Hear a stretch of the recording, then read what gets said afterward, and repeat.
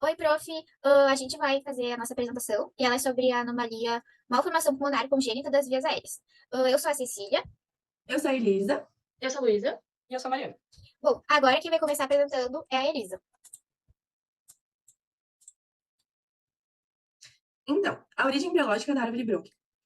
Como a nossa doença ela vai ser na árvore brônquica, a gente achou então interessante trazer essa origem. A origem da árvore brônquica ela vai começar na quarta semana, pela formação de divertículo laringotraqueal, lá no assoalho da faringe primitiva. A gente vai ter uma separação desse divertículo do intestino anterior por pregas traqueoesofágicas, que depois vão formar um septo. Esse septo traqueoesofágico vai levar à formação, então, do esôfago e do tubo laringotraqueal. Na extremidade distal desse divertículo laringotraqueal, a gente vai ter a formação de um broto respiratório. Esse broto respiratório vai se dividir em dois brotos brônquicos, que vão formar, então, os brônquios principais. Esses brônquios principais depois vão seguir se dividindo e se transformando em brônquios, em ramos brônquicos lobares, segmentares e subsegmentares. Então, o que é, né, essa nossa malformação? Ela anteriormente era conhecida como uma malformação adenomatóide cística congênita. É uma anomalia, então, no desenvolvimento do trato respiratório inferior, então, na árvore brônquica. E ela vai ter uma variabilidade quanto aos sintomas. A gente pode ter tanto um desconforto respiratório no período neonatal, até, então, a permanência assintomática até uma idade mais avançada. A epidemiologia, então, ocorre no trato respiratório inferior. Ela é rara, mas dentre as doenças pulmonares congênitas, essa aqui vai ser a mais comum.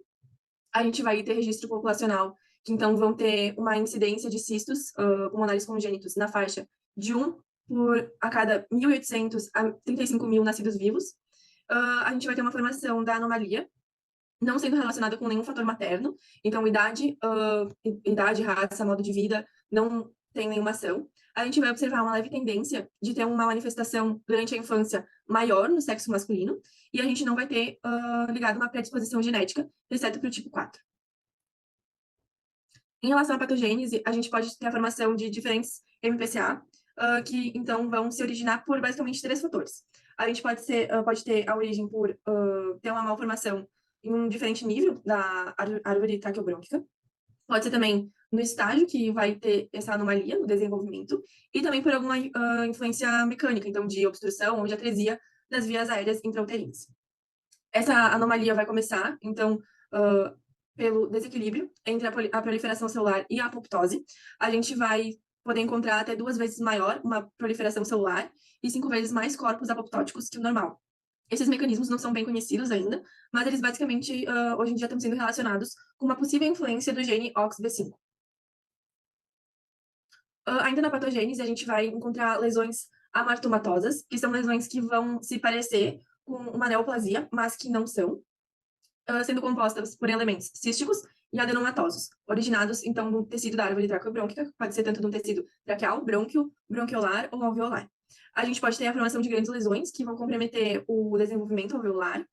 Essas lesões podem estar em ambos os pulmões e em qualquer lobo, mas é mais comum a gente encontrar limitada a um pulmão e a um único lobo.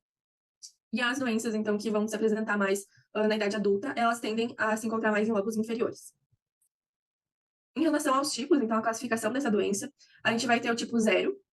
O tipo 0 é a mais rara de todas. Normalmente vai acontecer na região da traqueia ou de brônquios. Ela é mais difusa, então ela acaba envolvendo o pulmão, né?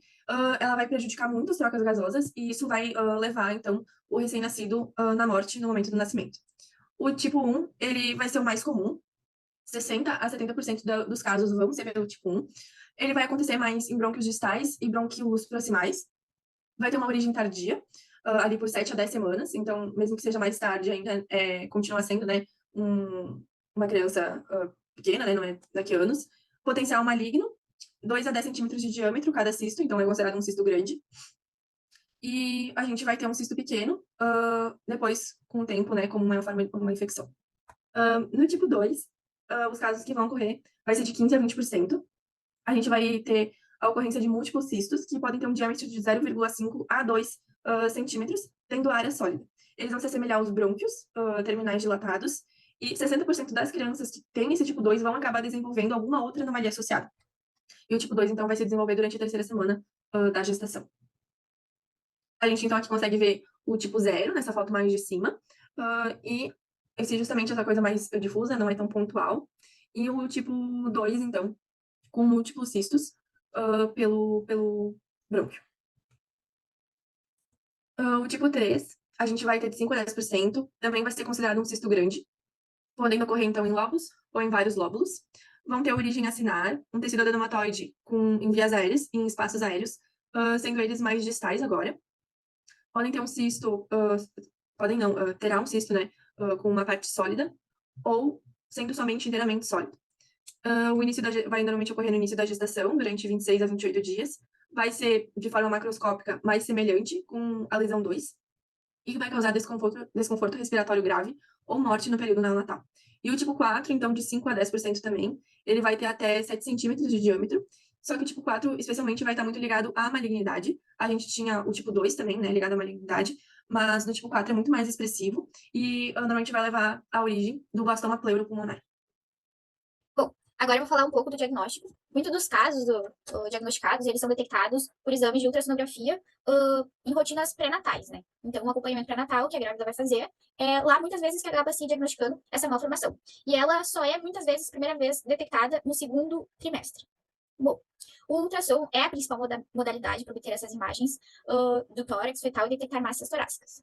O problema é que a ultrassonografia ela pode ser um pouco limitada, devido a fatores como obesidade materna, oligodrâmino, que seria um volume do líquido amniótico abaixo do esperado ali para a idade gestacional, costelas sobrepostas e posição fetal. Então, a gente vai usar a ressonância magnética como um complemento para ajudar nesse diagnóstico, por ela não ser tão interferida por esses fatores, né, limitantes que a ultrassonografia apresenta.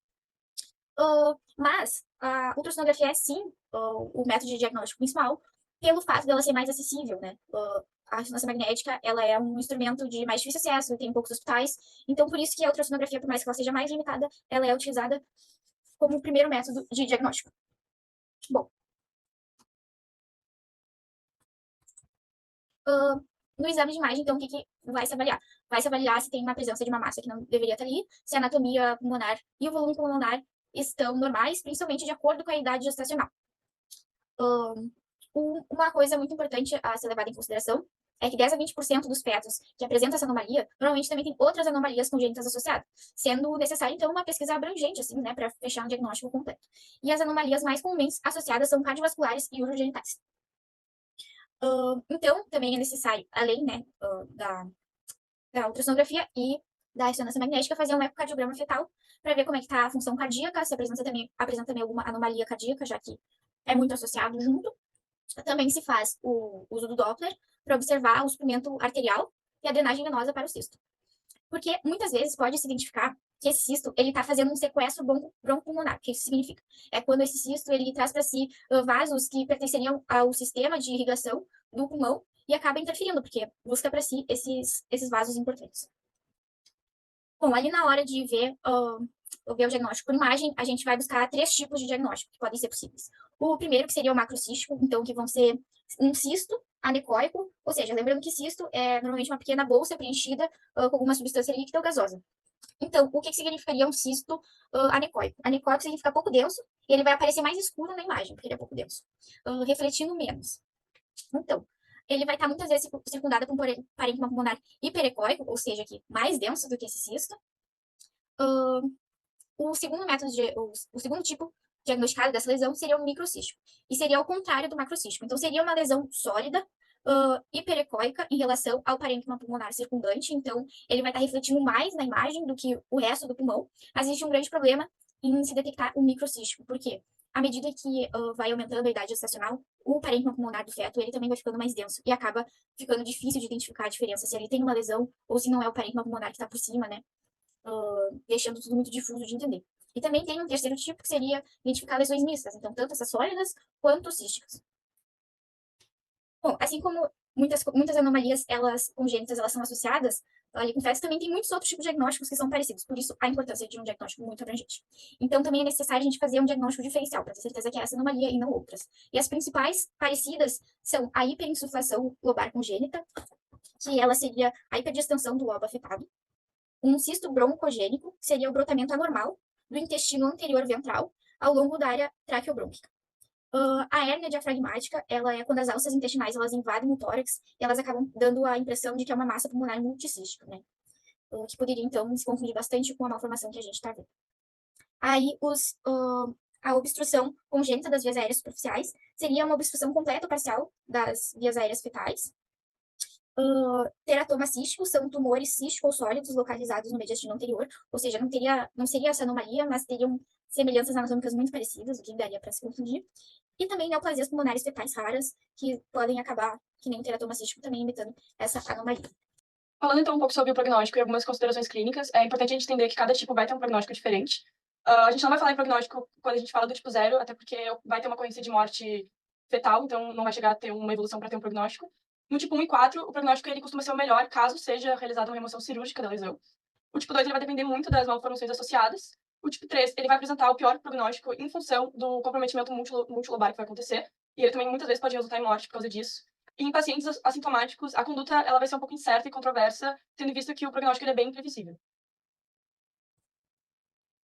Ele vai variar, então, muito de acordo com o tamanho da massa que vai ser afetada, e vai poder ocasionar complicações como o desvio do mediastino, hiperplasia pulmonar, polidrâmio, então, quando acontece um acúmulo excessivo do líquido amniótico, um comprometimento cardiovascular que vai poder levar à hidropsia e à morte. Ele também vai depender muito das complicações obstétricas, como a pré-eclâmpsia, o polidrâmio, que nem eu mencionei acima, a maior predisposição à prematuridade e o baixo peso ao nascer.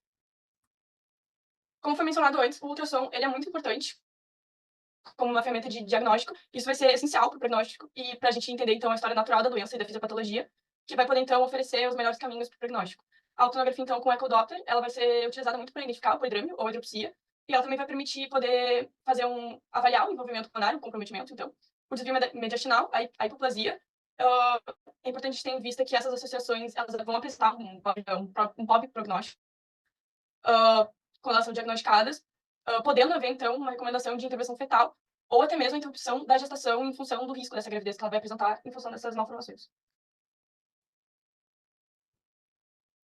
Aproximadamente, então, 15 a 50% dos casos eles vão poder regredir ainda no período neonatal. Provavelmente isso acontece por um mecanismo de apoptose ou pela ausência de suprimento vascular. Nesse caso, então, é preciso avaliar e determinar se vai ser necessário uma intervenção ou se somente o acompanhamento pela ultrassom com quarto termo e a ressecção da lesão no pós-natal vai ser necessário para o tratamento do neonato.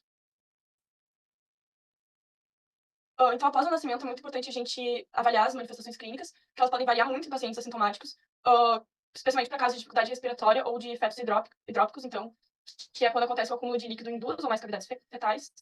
Esses pacientes sintomáticos, eles podem apresentar casos de pneumonia de repetição, cianose, dificuldade ventilatória e pneumotórax.